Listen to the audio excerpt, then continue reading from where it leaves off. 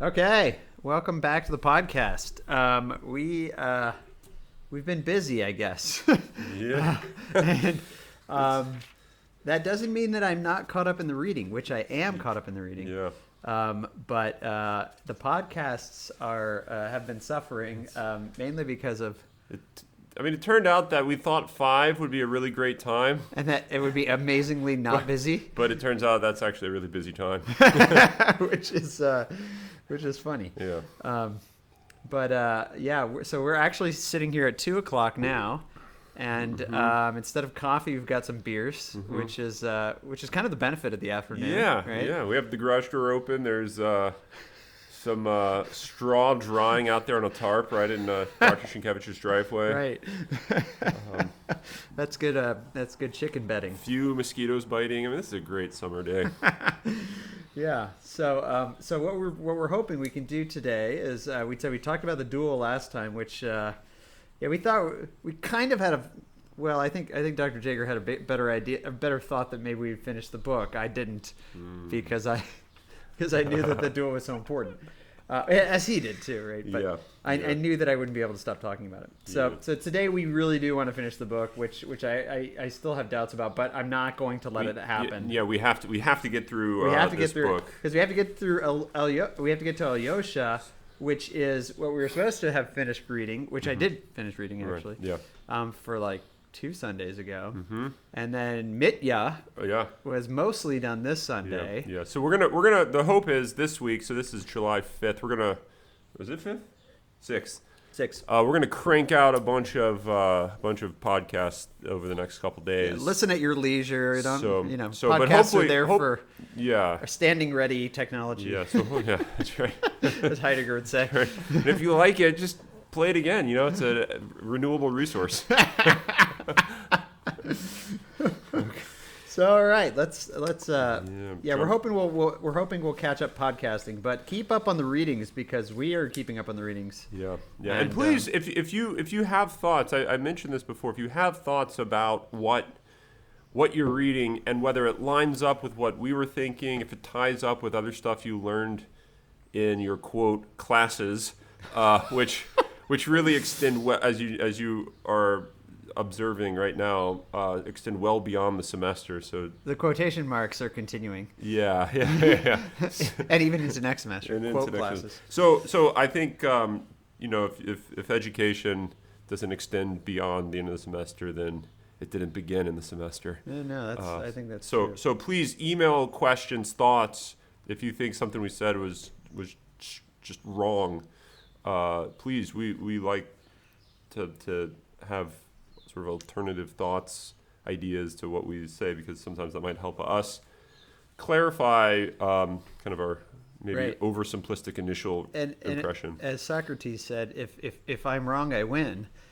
I win more because you have now brought me to the truth. So bring us to the truth. That's what we're going to say. You receive a greater good when you've been brought from the truth to. It's like the sinner, more rejoicing. In the fallen sin. I mean, it's like the same principle. Yeah. That's fascinating. I always think now whenever I hear that of the Peggy. Oh. This is what happens when you enter the realm of injustice, right? Yeah. That you rejoice more over the repentant sinner than the 99 before. But but speaking of the repentant sinner. We should have a dramatic reading of that. Oh, yeah, we should. But anyway, repentant sinner, the mysterious visitor, right? Sinner. So the mysterious visitor, it was a watcher of Zosima. The duel. Well, I don't know if he saw. Did he see? No, maybe not. He just heard of the story of Zosima. Zosima's. But he was there. So the section C here, the recollections. Right. He was at the uppity ups. Yeah, he was present when the woman that he loved, Zosima loved. Yeah. And her husband now, his dueling partner, were saying that they were not laughing at him, that they thanked him with tears. And he said his heart was filled with joy, but my attention was especially caught by a middle-aged man who came up to me with the others. I knew him by name already, but had never made his acquaintance nor exchanged a word with him till that evening. Dun, dun, dun. Yeah, right. And that's when this guy shows up, right? So he obviously had been drawn to Zosima's kind of, I mean, I don't want to call him weird, but weird to a lot of people. Yeah. His sort of conversion / ramblings. Yeah, and I don't want to call them ramblings either. I think it's just freedom. Like Yeah. I mean, he's not confined by societal life. Right. I mean, in some ways, he sees that this guy. I mean, he goes on to talk about the freedom that he has, and so in some ways, he's living a type of salvation now that the mysterious visitor, wants. Which we'll see. Actually, he's going to talk about freedom in past the mysterious visitor here, when he talks about the Russian monk. Right. Let me just kind of read a little bit of this, because freedom has become a very interesting thought to me in the past, I don't know, 4 years now, and especially now. I don't know why, probably because of Schindler's reading Schindler's book, and he talks a lot about freedom. But 350, the paragraph, that is my view of the monk, and is it false? He talks about how the monk maintains like this peace and quiet and freedom in the midst of what he refers to as the tottering creeds of the world, which fall, right? And the star will rise out of the east. So then this paragraph, he talks about freedom. He says, the spiritual world, the higher part of man's being, is rejected altogether, dismissed with a sort of triumph, even with hatred. The world has proclaimed the reign of freedom, especially of late. But what do we see in this freedom of theirs? Nothing but slavery and self-destruction.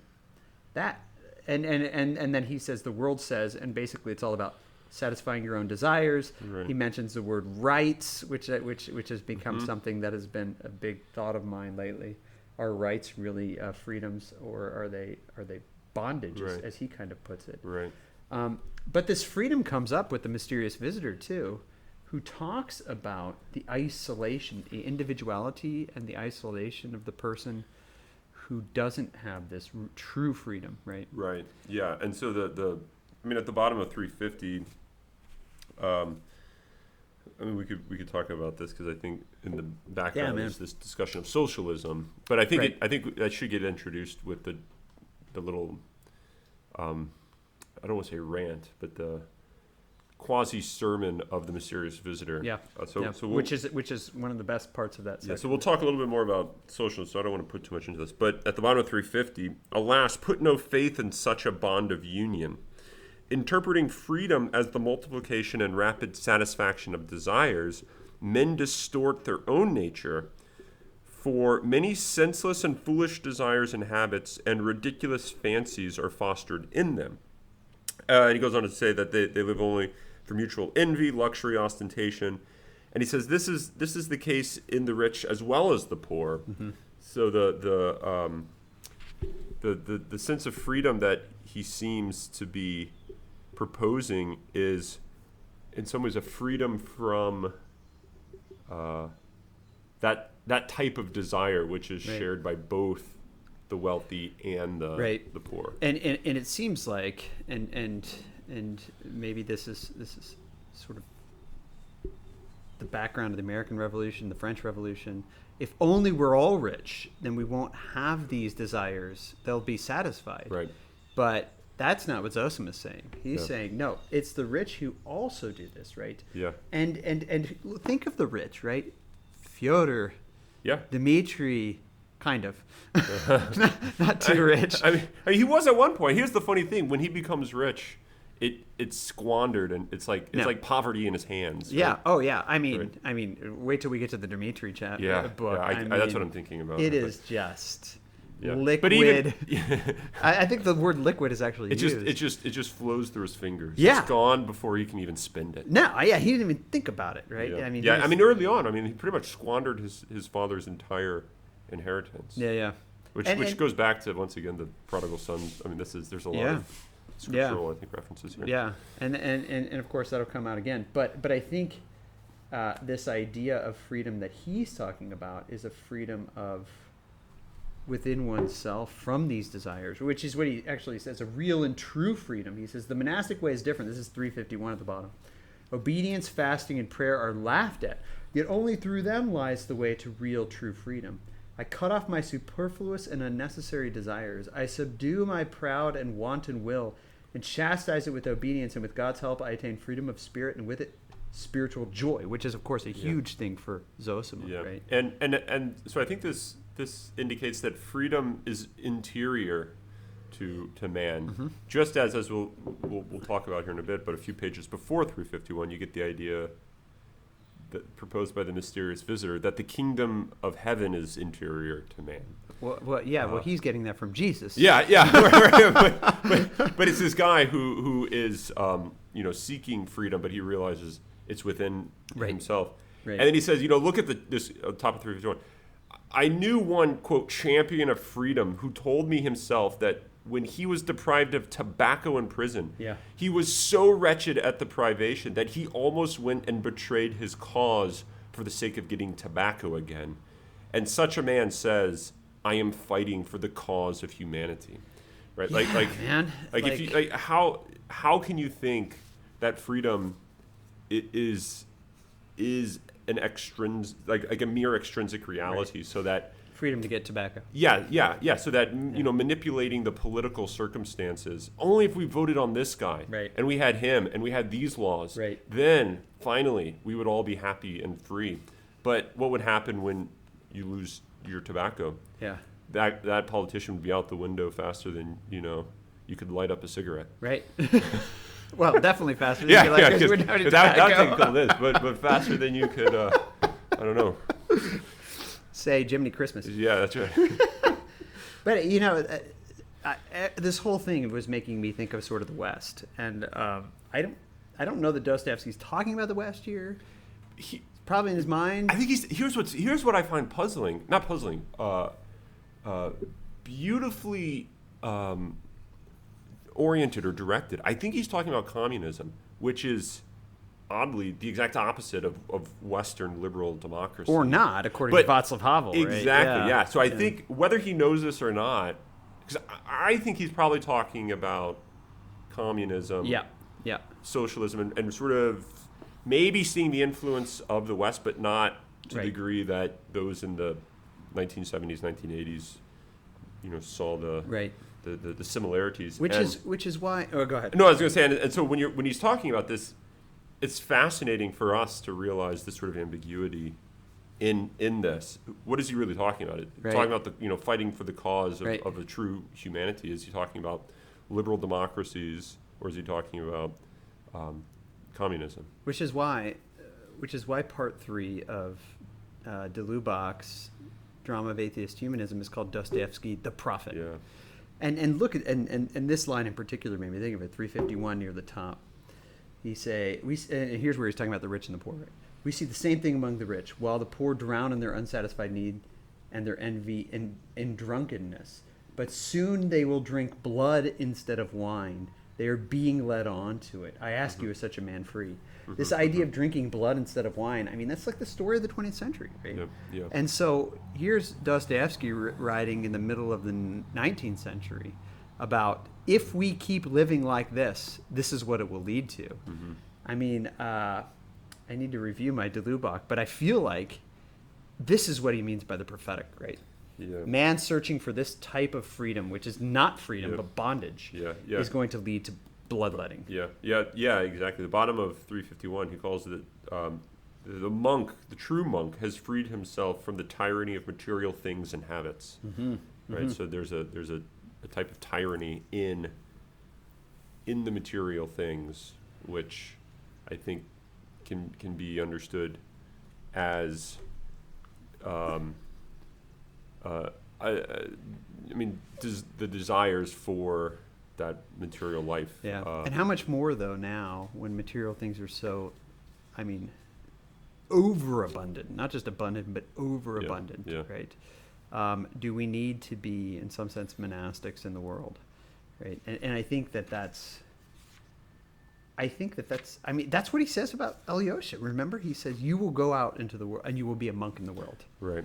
Yeah. And I don't think Alyosha quite gets what that means yet. And what's interesting about Alyosha, going way back to maybe the second podcast, he would have lost all of his money if he. Right. If he. But had not it. in the Dmitri way. No. Dmitri blows it not because. Not because he's like would give it to a beggar or just blow it on something randomly, but because he is seeking to satisfy his, however he puts it here, right? His desires, his superfluous desires, right? That's what he's seeking to satisfy. I mean, he's a sensualist more than, maybe more than any of them. Yeah, right. But we'll get to him. We'll get to him. Yeah. So the idea of freedom is central to the book, right? But definitely to the life of Zosima, because I think the life of the monk, the life of the Russian monk, which is the title of this book, right, is the life of freedom. Well, and Brother Angelus, if you're listening, Brother Angelus, which I know he is, he's probably running right now. Yeah. Well, for him. Well, which is the future for us. Yeah. Right? Yeah. But Brother Angelus said to me, I said. Something. It was pre-coronavirus, so it has nothing to do with coronavirus. Mm-hmm. It had to do with the novitiate when he was in the novitiate, and they were put in sort of seclusion for a while before their vows. Yeah. And he was talking about his vows, and I saw him after Mass, which is one of the few times I could talk to him. Mm-hmm. And I said, "Oh, you're going to be freed, and we'll be able to hang out some more." And he said, "No, that's not freedom." He's like, "I should be free now. If I don't think I'm free now, then what am I doing here?" Yeah. And I was like. Oh, yeah, that was good. Yeah. But he talked like Zosima. Yeah. I didn't even know it. Yeah. I mean, the guy is Zosima. Yeah, so, Brother Angelus, keep preaching the truth there. But the mysterious visitor is very concerned about freedom too, right? Yeah. And he equates freedom with heaven. Yeah, and he knows that it is. It's sitting there, right in front of him. Here's what he's not confused about. He's not confused about it being an internal reality. He knows. Because he has the external freedom to the T, in a sense, right? Yeah. I mean, he's become a fairly well-to-do... Yeah, he's an upper middle class, respected. Yeah. He says it has a wife, has a family. Has a wife, has kids, right? Good kids that he loves, Mm-hmm. And there's something about the Job situation here too, right? Where God takes away his kids and then gives him other kids and he still loves them. And remember Zosima was talking about that. Yeah. There's something like that happening here because of the mysterious visitor, right? But he says this very specifically, right? As they're talking kind of about this crazy situation, Afanasi and everything, and he's just absolutely fascinated by the whole thing. And he's fascinated with what was going on in Zosima. Right. So what was the internal... Because here's what the people listening to Zosima didn't really care about. What led you interiorly... Right. Because they all kind of thought, he's going to become a monk. Oh, okay, that's the answer. That's why. Yeah. But this guy realizes, no, there's something deeper, which is what both led him to throw the pistol... Right. And led him to the monastery. So I think it's the same thing. I think this guy realizes there's a deeper underlying cause, which is internal to Zosima. That's what he wants to know. He says it right here, 337, right in the middle. Tell me, please, that is, if you are not annoyed by my perhaps unseemly curiosity, what were your exact sensations, if you can recall them, at the moment when you made up your mind to ask forgiveness at the duel? So he's not concerned about that he asked forgiveness. Yeah. But what are your exact sensations? Do not think my question frivolous.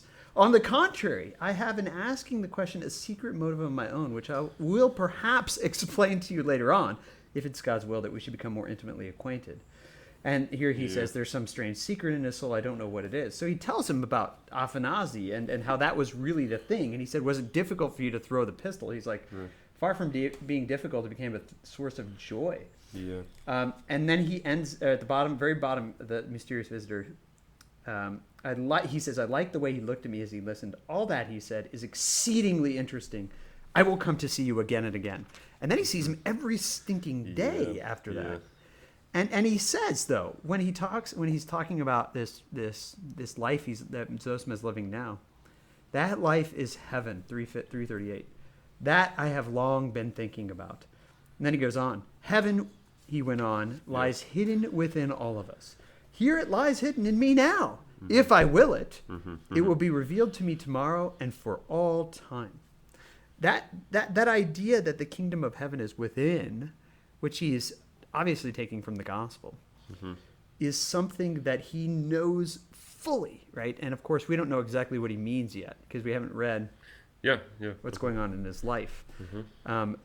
But ultimately, he sees it as being a product of solidarity, of unity with all men. Right. Which Zosima completely agrees with. Yeah. Yeah, because so the middle of 338, and in very truth, so soon as, and this is the mysterious visitor speaking, so soon as men understand that the kingdom of heaven will be for them not a dream but a living reality. That is that the kingdom of heaven is but specifically he says that they'll understand that we are all responsible to all for all. Yeah. Okay. Yeah. That's right. That's the antecedent of that. Yeah. Yeah.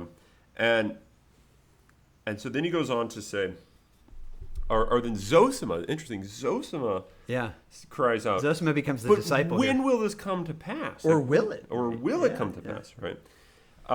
Is it not simply a dream of ours?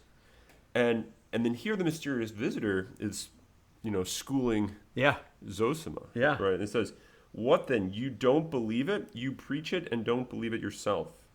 And he says, it will come to pass. But here's what's fascinating about this. It's not, as he goes on, it will come, but not now, for every process has its law. It's a spiritual, psychological process. To transform the world, to recreate it afresh, men must turn into another path psychologically. Until you have become really, in actual fact, a brother to everyone, brotherhood will not come to pass. And no sort of scientific teaching, no kind of common interest will ever teach men to share property and privileges with equal consideration for all. Yeah, that's socialism, right? Yep. Everyone will think his share too small. They will be always envying, complaining, attacking one another.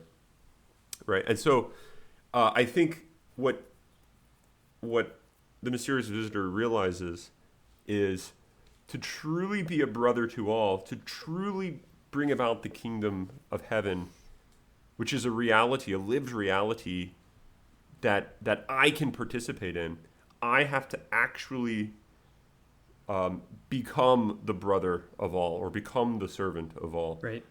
It's not something that I'm waiting for the external structure to lay over the existing realities, so that it'll organize it and fit it all into place. Right. As if again, brotherhood was T.S. Eliot's idea that society will create laws in such a way that men no longer have to be good. Yeah. So goodness comes from the outside, right? And it's going to correct our wills and make our wills conform.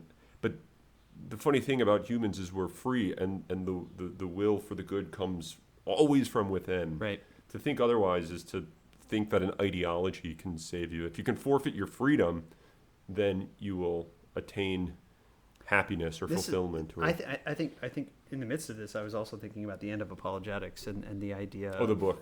Yeah, the book and the idea. That living a true Christian life, living a true love, can somehow happen by force or violence of logic. Yeah. Rather than from within, in active love, as Zosima puts it. I mean, and he talks about this again. I mean, if we want to flip ahead to the Exhortations again, he says, this is beautiful. Of prayer, of love, and of contact with other worlds, 356. He says, have no fear of men's sin. Love a man even in his sin, for that is the semblance of divine love and is the highest love on earth. Love all God's creation, the whole of every grain of sand in it. Love every leaf, every ray of God's light. Love the animals, love the plants, love everything. I love this whole section. And maybe I should, because he's telling me to. Yeah, love this section. If you love everything, you will perceive the divine mystery in things. Yeah. Once you perceive it, you will begin to comprehend it better every day. That's Gisani right there. And you will come at last to love the whole world with an all-embracing love. Then he talks about loving animals and children and the whole world, right? But this idea that love is what makes us be able to see reality for what it is, and in a weird way, loving reality makes us able to love reality, which is maybe circular, or maybe not, right? Paradoxical. Yeah, because I think the love of reality is always a response to like prior love. I mean, this is the Schindler point, in the very end Lopez. And the Lopez point. Yeah. It's always a response to a prior right.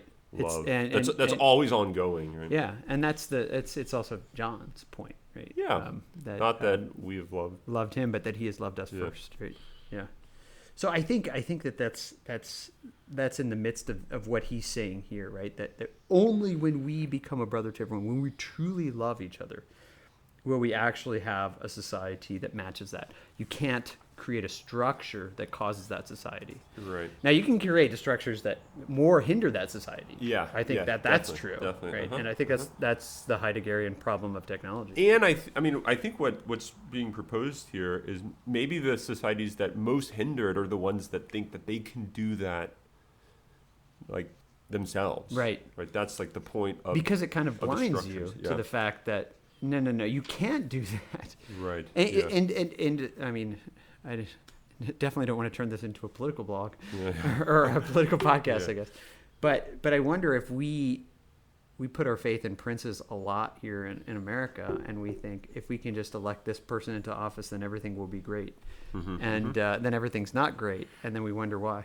And I think it's because we put our faith there rather than recognizing the kingdom of heaven is within us, and that we need to love the person before us. Yeah. But it's interesting how he kind of moves on from here in 339, how he says the only way this is going to come to pass is we have to go through a period of isolation. Yeah.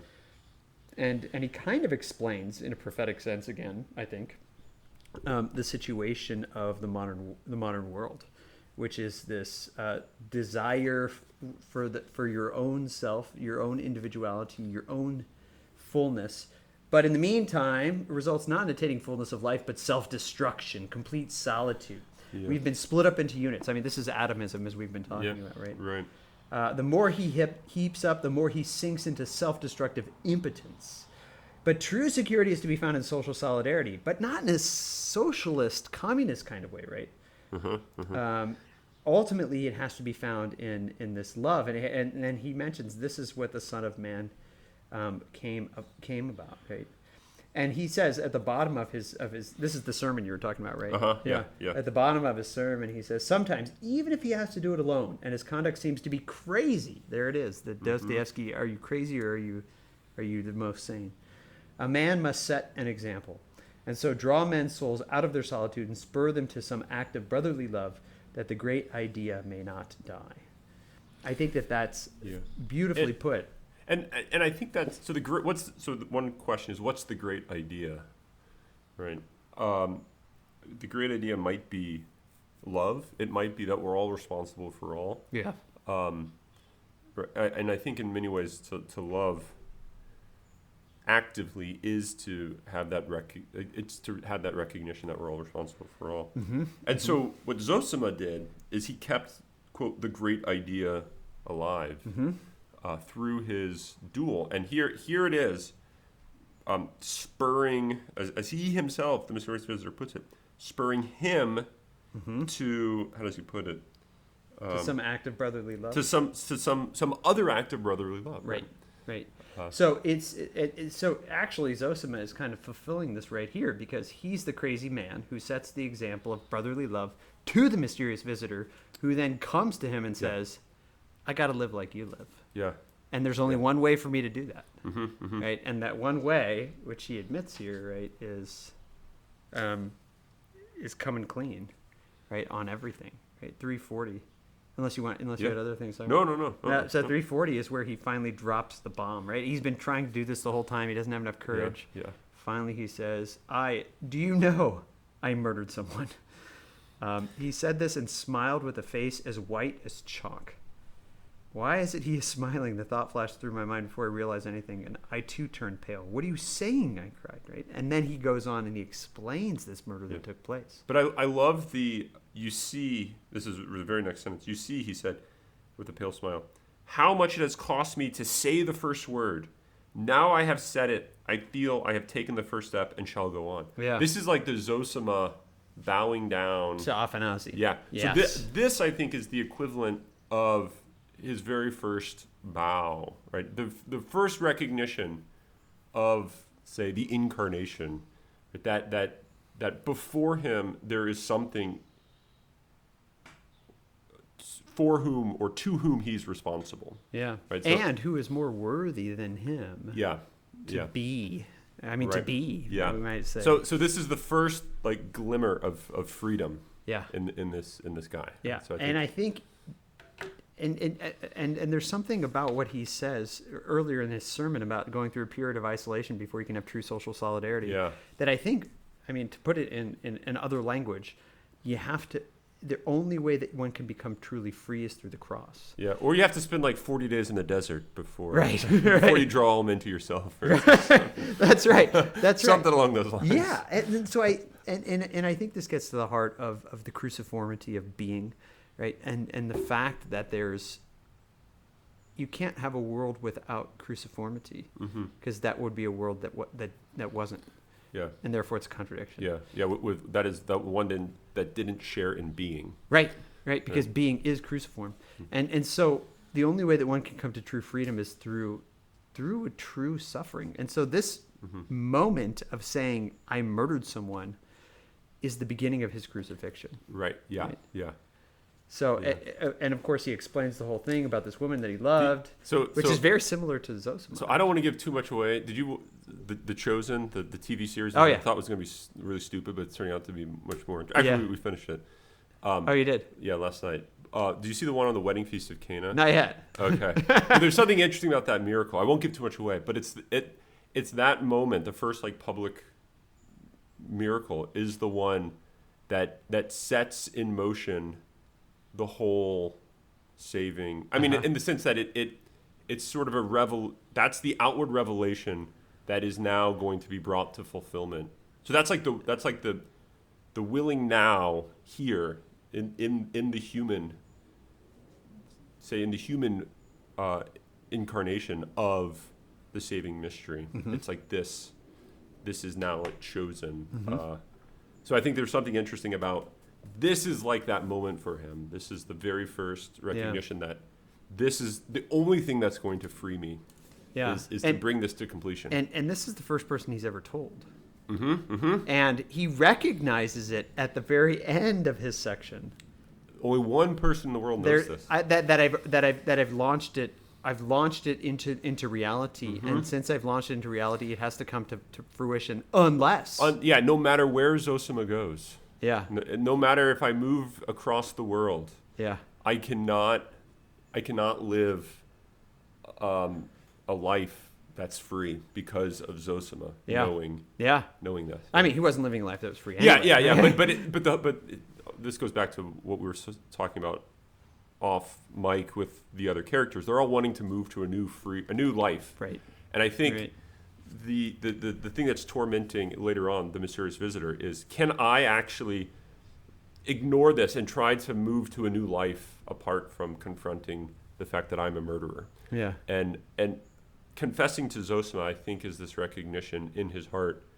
There is no other life for me. And so some sort of death has to occur. Either Zosima or himself. I mean, he's got to like, someone has to die. Right. He realizes freedom comes by someone dying. Yeah. And true freedom comes by me dying. Yeah. And so then the great battle is, are you going to try to kill the brother or offer yourself up for the brother? Right. Because that's what love is. Yeah. Right. That's what love is, as has been revealed by the Son of Man. And so that's the struggle that plays out throughout. I mean, it's incredible how Dostoevsky wrote this, but how it plays out with his saying, yes, this is it. I really want this. And then 5 seconds later, I can't do this. Are you kidding me? Yeah. Right? Well, and that happens over and over, right? He keeps coming night after night, and Zosima keeps wondering, when are you going to do it? Yeah. And he doesn't do it. And when are you going to do it? And he doesn't do it. Yeah. Right?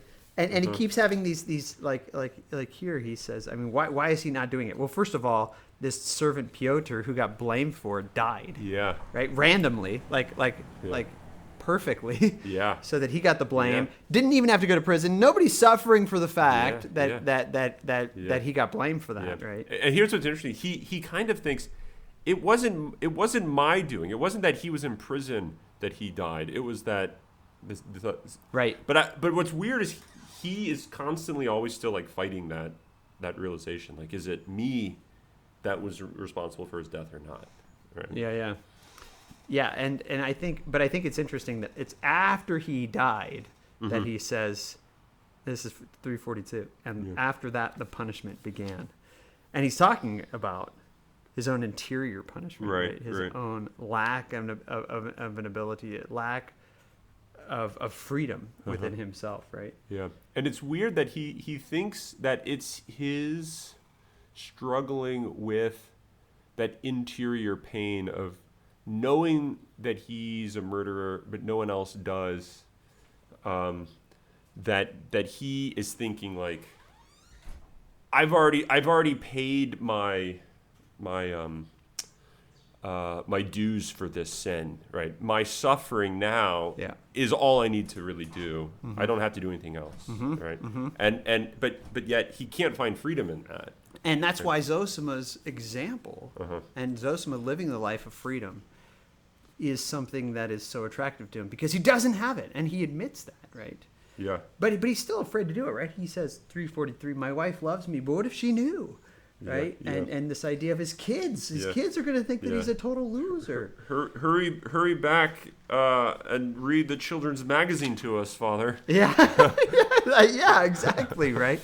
And he is living a good life. Yeah. And by good, I mean like, in a sense, successful. Yeah. But more importantly, he's a good He gives a lot to like the orphanage. Yeah. He's really trying to... Right. He's trying to do external... reparations for his sin. I mean, all of this, I think, is really his attempt to make reparations for his sins. Yeah. But he knows it's never going to be enough. It's not enough. Not enough until he ultimately comes to this standing before everybody. Which is the John 12:24. Oh boy. Verily, verily. How does it go? I say unto you, except unless the corn of wheat fall into the ground and die, it abideth alone. But if it die, it bringeth forth much fruit. So I think he does know that the only way his life can bear fruit is if he die in this. Right, and he knows that, but it is so hard, right? It's at 344. He says, "What memory am I going to leave in their hearts? And then I'd have to part from them forever, because he's going to get sent to Siberia." What does Zosima say? Go, I said, confess. Everything passes, only the truth remains. Your children will understand when they grow up the nobility of your resolution, which is fascinating for him to say. But I think he's right. Yeah. He says, I know it will be heaven for me. Heaven, the moment I confess. 14 years I've been in hell.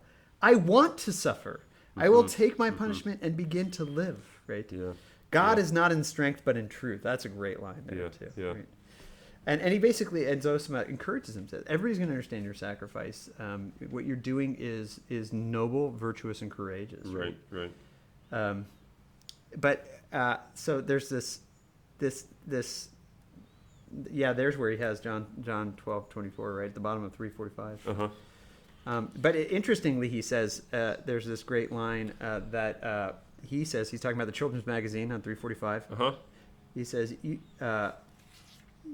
you don't understand that they call for me, but no one is wise from another man's woe, which is what he's kind of saying to Zosima, right? You don't understand because you don't have kids, so you don't understand it. But there's something true about that in himself, right? Yeah. He has to be wise from his own woe. He can't be wise from Zosima's woe, right? Yeah. In a sense, he can be, but only if he brings it about. Yeah. Which is what he kind of has to do. Yeah. Right. So then ultimately, right, he comes this last time, right? And he this is 346, right? And he comes in. So he leaves. He says, tomorrow I'm basically doing it. He leaves. Well, I wasn't sure what he was saying. Because you had the Hebrews. It's a fearful thing to fall into the hands of a living God, and he said that's how I should think about this. But what did he say? Tomorrow I'm going to beseech those hands to let me go, right? I was thinking that this was a subtle way of talking about suicide. Oh, I didn't even think about that. Because earlier on, he said he had thoughts. He told me he had thoughts of committing suicide. But then his mind set on another path. I forget where that was exactly. But I took that as, and then that's when he left. He said, "Good God," I thought, "what has he gone to face? I fell on my knees before an icon and wept to the Mother of God, our swift defender and helper." It was half an hour, and then the door opened and he came back in. Yeah. So I don't know. It's sort of ambiguous what he was planning, but yeah, it seemed that it was also left open whether he was going to kill himself. I didn't think about that. That's interesting. Yeah, I can see that though. I also love this line at the top of 346. He reads the scriptures about the corn of wheat, and then he says, "It's terrible the things you read in those books." In those books. Which is, I think, a beautiful way of putting it, because normally people think of scriptures as being like this comforting thing. Yeah. And he says it's terrible, and I think there's truth in that. And if we don't admit that, then we don't really understand scriptures. Yeah. Yeah. But so the guy shows up, right? He comes back. I think I forgot something. My handkerchief, I think. Well, I haven't forgotten anything, but let me stay for a while. And he sat down. You sit down too. And they sat for 2 minutes staring at each other, not saying anything. And he has no idea what's going on here, right? He looked intently at me and suddenly smiled. He got up, embraced me warmly, and kissed me. "Remember how I came a second time? Do you hear? Remember it?" And he went out. Right? And that coming again comes up at the very, very end, right? So the next day, it's his birthday, right? So go ahead. Here's how I interpreted this. He was going to kill himself initially, and then he thought, no, I'm going to kill Zosima. Yeah, and yeah. He came back, and then he realized, no. I can't. I know what I have to do. Yeah. Right? So I don't know if that's the internal struggle. But that's my interpretation. It's very possible, actually. I think. Well, we definitely know 2 and 3 were true. One is the one that I didn't think about, but I see what you're saying now, right? Especially as he talked about that before, because he still is irresolute at the time that he leaves. Yeah. Right. But then he has his birthday party, right? And it's great that it's a birthday party. It's a new life, man. Right? It really is. It's a new life. I didn't even think about that. I didn't even think about that. Completely new life here. That's great, right? Yeah. So he stands up and he says, "I'm a monster. I killed this woman 14 years ago, and here's the evidence that I did it." Everybody thinks he's crazy. They don't believe him. Which is what Zosima said. Yeah. Zosima said that was going to happen, right? Yeah. He said that was going to happen. And so no one believes him. They say, "Oh no, it was that Pyotr guy." And he goes out of his way to try to prove it. Yeah. He says, "No, this is not enough." Yeah. Which is kind of amazing, right? Of course, then he gets really sick right after that. Probably, from the strain of everything that he was doing, right? Yeah. Or the grace of God. Or the grace of God, yeah. And then he dies, right? Yeah. But before he dies, right, he talks about the heaven in his heart. Right? He says, "There was heaven in my heart from the moment," this is 348, "from the moment I had done what I had to do. Now I dare to love my children and to kiss them." Wow. I see in that God's mercy to them, right? But then he says at the bottom, "Do you remember how I came back to you the second time at midnight? I told you to remember it. You know what I came back for. I came to kill you." And there's a great line in here, the very bottom of that paragraph on the next page. "The Lord vanquished the devil in my heart, but let me tell you, you were never nearer death." Yeah. So those 2 minutes that he was sitting there, at any moment he could have leapt up, grabbed that knife, and plunged it into him. But he didn't, right? Which is kind of crazy. And then he dies a week later, right? But Zosima gets to hear about his sort of his coming through all of that. And even though he was about to kill Zosima on top of it, he still didn't, and then went through with the whole thing. And everybody thought he was crazy, but he had heaven in his heart because of it, which is just fabulous. Yeah. And here's the way that I so he needed to kill, he came back because he realized, I need to kill Zosima because Zosima is, for him, basically God. I mean, Zosima is the presence of love, the presence of truth, the I mean, basically the inner freedom that he knows. Right. At that moment, he thought, "There's no way I can have that. I have to do away with that." So there's like an outer, the like outer story and the inner story again, right? The outer story is Zosima knows this and can tell anybody whenever he wants, and I have to end that. Yeah. But the inner story is Zosima stands for freedom, heaven, and the reality of basically living in joy in this world. Yeah. And I can't, therefore he can't be around. Yeah, because anytime he's around, I'm going to know my lack. Which is the story of the saints. And right? and that's why they have to, or that's why he thought he had to kill him. I mean, this is more, as I said a few times, more Nietzschean than Nietzsche. Yeah. I mean, this is his attempts to kill God. Yeah. Yeah, but it's always true that way, right? I mean, this is the last beatitude, right? Which didn't we just read that in Mass, like on Sunday? I think, the Beatitudes. But the very last one, he says, blessed are you who are reviled and hated and persecuted on account of me, falsely, right? But I think that the persecution, sometimes I think that we have sort of a, I don't know, like a surface understanding of that, like, people just don't like the name Jesus, and they don't like that you like Jesus, and therefore they kill you. But I think the truth of it is, you live this Zosima life. Mm-hmm. The true Christian lives the life of love and joy, and seeing the world as glorious. And the person who is the conniver, who in his heart knows heaven is there, if I live like that, does not want someone living like that around them, because it continually expresses to them the lie of their own existence. Yeah. Right. I mean, I think that's why, as we'll see in the next section, to give away a very, very small point, Rakitin wants to see the downfall of the righteous. Right.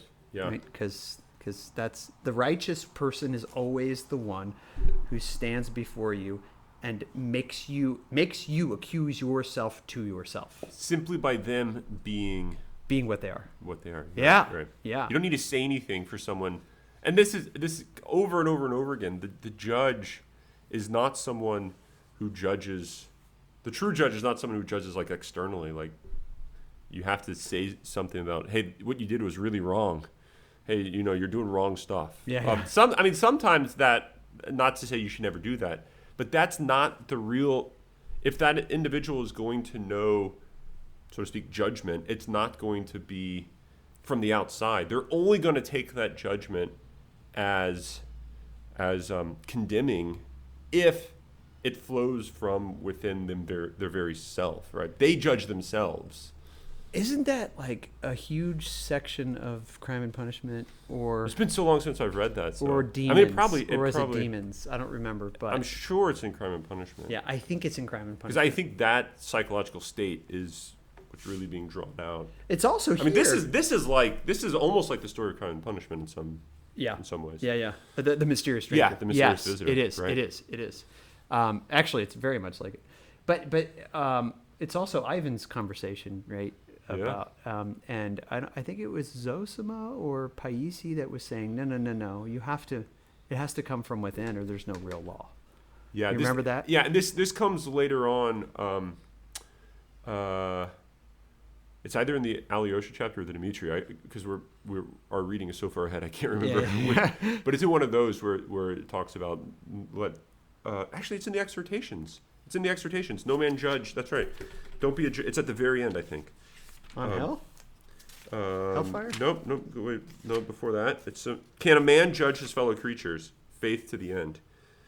Oh yeah. I think it's in here somewhere. That you don't judge anyone.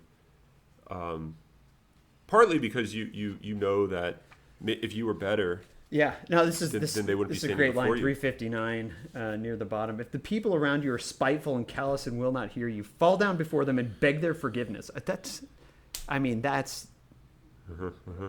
seems crazy. Mm-hmm. But he says, for in truth, you are to blame for their not wanting to hear you, right? Believe to the end, even if all men went astray and you were left the only one faithful, right? But ultimately, that wasn't the line that I was looking for. But he says, He says, you cannot be the judge of anyone. More than anyone, you are to blame for the crimes that happen because you yourself are a sinner who is basically a bad example. Not just a bad example. It's more than that. It's you destroy the solidarity of man and therefore the peace of the world. Yeah. So at the very beginning, right? So the first few sentences of this section. Remember particularly that you cannot be a judge of anyone. For no one can judge a criminal until he recognizes that he is just such a criminal as the man standing before him, and that he perhaps is more than all men to blame for that crime. Mm-hmm. When he understands that, he will be able to be a judge. Though that sounds absurd, it is true. Right? And I think part of that is... That next line, though. If I had been a righteous myself, perhaps there would have been no criminal standing before me. Right. And that's a great line. So you can judge the other person, I think in a sense, when you recognize that person is you. And I think once you do that, the judgment is not going to really come from, I don't know how to describe it, from outside, but it's going to come from within. It's really a sort of a condemnation, and not in a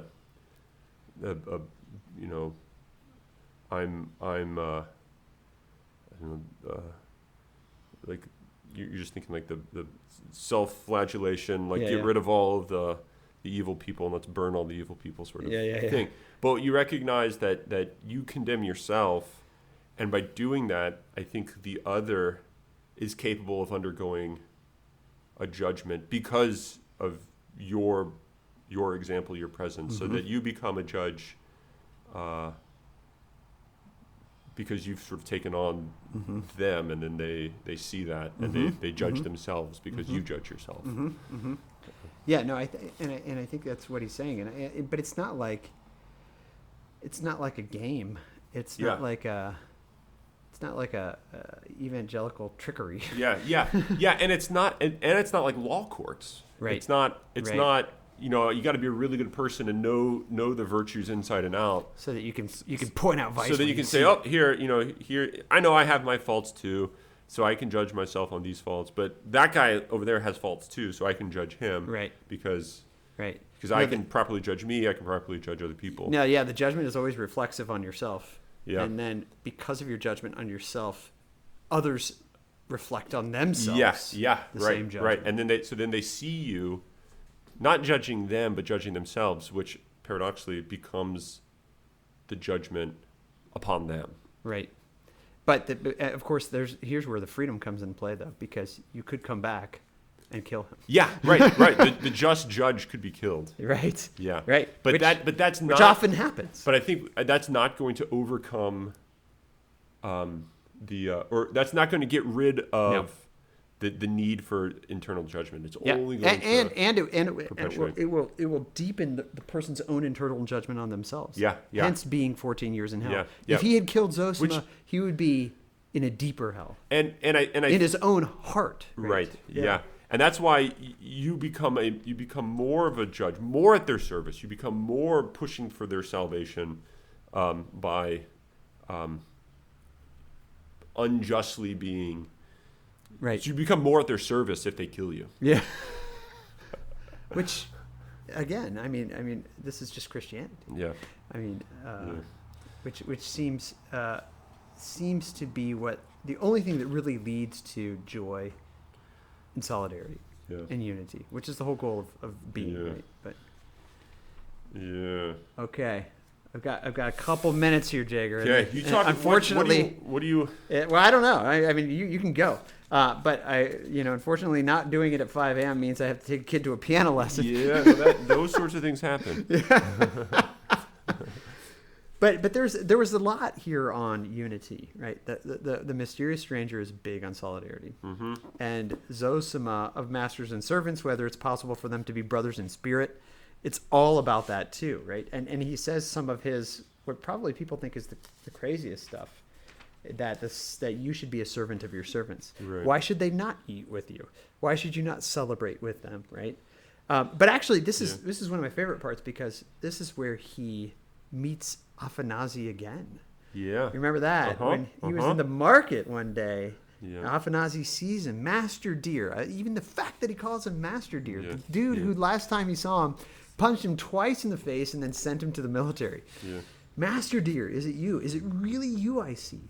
And then he goes and he goes to his home, and they talk about their lives and what's going on. Yeah, they slaughter the fattened calf. Do they? Well, I mean, his wife comes out and serves. I think he does. Isn't there a reference about it was so.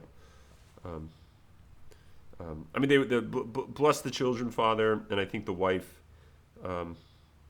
was really. I thought there was something. This is top of 354. He made me sit down, set the samovar, sent for his wife, as though my appearance were a festival for them. Which it was, Yeah. right? Which it was, because his judgment on himself was also Afanassi's transformation too. Probably. I mean, it doesn't talk too deeply about it. Yeah, but I think you see that. I mean, he leaves the military, and I think what you see the effects, and you can kind of only infer it was because of Zosima. Yeah, but Zosima says it's Afanassi. He says, I'll pray for them and for you, Afanassi Pavlovich. I have prayed every day since that day, for it all came from you. And what did he do? Receive 2 blows in the face, right? Yeah. I mean, that's how it all came from him, right? Yeah. But this beautiful unity, he talks about them and how they parted. He gave him money for the monastery, and I don't know if this is just coincidence, but Fyodor Pavlovich. So this was his. So this would have been Fyodor's father. Pavel was his father. Yeah, so Pavlovich means like son of Pavel. Yep. And this is Afanasy Pavlovich. Yeah. Yeah. I mean, I'm sure Pavel was a very common Russian name, but just an interesting observation. Just as Paul's a very Yeah. very common English name, right? But yeah, so maybe like it's saying that they're sons of the same father, capital F, right? Yeah. But he talks about when he's leaving, I had been his master and he my servant, but now we exchanged a loving kiss with softened hearts, and there's a great human bond between us. I have thought a great deal about that, and now what I think is this: is it so inconceivable that grand and simple-hearted unity might in due time become universal among the Russian people? I believe it will come to pass, and that time is at hand. And it's all about love, right, and service of one another, which just sounds like the Last Supper discourse. So, well, okay, really we better end this one. We won't talk about hell. But just we won't talk about it. But it ties up with what we were talking about with judgment. Okay. That you become. I think his view of hell is you become your own judge. Right. And so the torment in hell is your own judgment of your lack of love. Yeah, because you're suffering from being unable to love. Yeah. Which is what heaven is. Yeah. Which is what the mysterious visitor was doing. And what's weird is you don't have anything to really sacrifice now. You can't. Yeah. You can't. He talks about that. You can't sacrifice. Yeah. So how can you love if you can't really give your life for another? Which again goes back to the cruciformity of the world. Yeah. Of being. Yeah. So. Killer. The one interesting thing that led me to think that he was maybe something like I don't want to say universalist, but a hopefulist, is that those that have never loved can be those that be the beloved of those that have loved. And so like in your sin, you can be what causes someone else to greater love you. And so you can actually do an act of love by, I mean, it's I think it's a weird possibility, but I think he says that you might be able to be the recipient of love. And so there's sort of a hope in, he says, accepting the love of the righteous together with the impossibility of repaying it by the submissiveness and the effect of this humility, they will attain at last, as it were, a certain semblance of that act of love which they scorned in life, to something like its outward expression. Yeah, so you wonder if that's a way of loving. Yeah, and it has to do with one of the things that we. Gosh darn it, I gotta go. I'm packing up the backpack. One of the things that we didn't get into, 357 at the bottom. My brother asked the birds to forgive him. That sounds senseless, but it is right. For all is like an ocean. Yeah. All is flowing and blending. A touch in one place sets up movement in the other of the earth. I mean, so your life kind of persists after you die, right? And so your sinful life might be the cause of, and things that you intended that didn't seem to be brought about might turn out to be onions Yeah. But leading ahead, right? But not just in a cause-effect way, Yeah. in No, an no, no. ontological Yeah. way, Mhm. right? So that, this idea of substance separated from substance and individual Yeah. atomism is rejected by Zosima. Yeah. And the mysterious visitor, for that Yeah, matter. yeah. Right? So, Yeah. okay. All right. On that note, On that note, we'll see you later. enjoy piano lessons.